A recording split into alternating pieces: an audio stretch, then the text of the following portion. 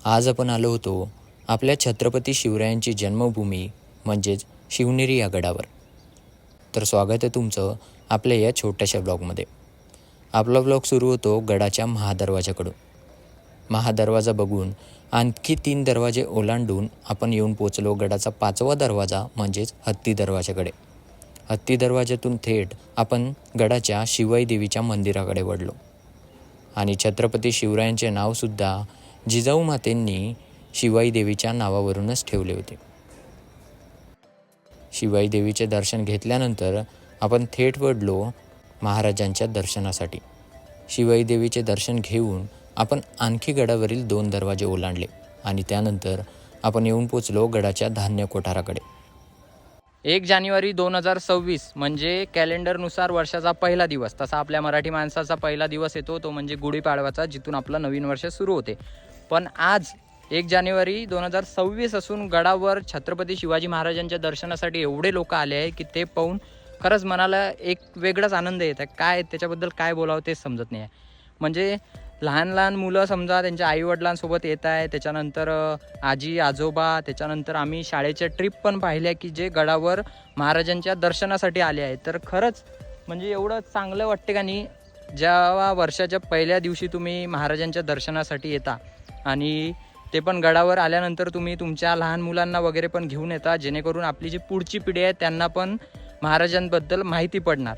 आणि आता जिथं मी उभा आहे ते आहे गडाची दुसरी साईड.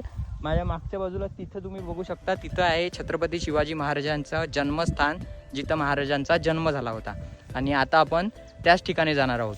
माझ्यासोबत माझा मित्र आहे दीपक, कंपनीतला फ्रेंड, त्याच्यासोबतच मी या गडावर आलो. आणि आपण आता 7 दरवाजे ओलांडले आहे. त्याच्यानंतर जो अंबरखाना आहे म्हणजेच धान्य कोठार ज्याला आपण म्हणतो, तिथून उजव्या हातावर जर आपण वरच्या बाजूला आलो तिथून एक वाट जाते, त्या वाटेनंच आपण आता त्या दिशेला जाणार आहे जिथं महाराजांचा जन्म झाला आहे. तर चला आता निघूया. शिवरायांच्या दर्शनासाठी जात असताना अगोदर आपल्याला जिजाऊ मातेचे दर्शन झाले. आणि जिजाऊ माता आणि बालशिवरायांना बघून मनाला एक वेगळाच आनंद मिळाला. जिजाऊ मातांना नमन करून अखेर आपण येऊन पोचलो छत्रपती शिवरायांच्या जन्मस्थानाकडे. बरीच मोठी रांग लागली आहे महाराजांच्या दर्शनासाठी. हे पाहून खरंच मनाला चांगलं वाटतं. लहान लहान लेकरं.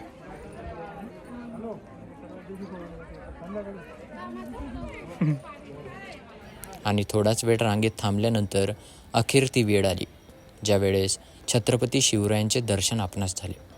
छत्रपती शिवरायांच्या पहिल्या पावलाचा मानकरी म्हणून हा शिवनेरी किल्ला जणू एका पवित्र स्थानापेक्षा कमी नाही. छत्रपती शिवरायांना नमन करून आपण वळलो गडाच्या शेवटच्या पॉईंटकडे म्हणजेच कडेलोटकडे जाण्यासाठी. तर कडेलोट पॉईंट पाहून आपण चाललो आता घरी. पहिल्याच दिवशी वर्षाच्या आपलं महाराजांचं दर्शन झालेलं आहे आणि आता आपण जाऊया घरी. तर भेटूया पुढच्या ब्लॉगमध्ये. जय भवानी, जय शिवाजी.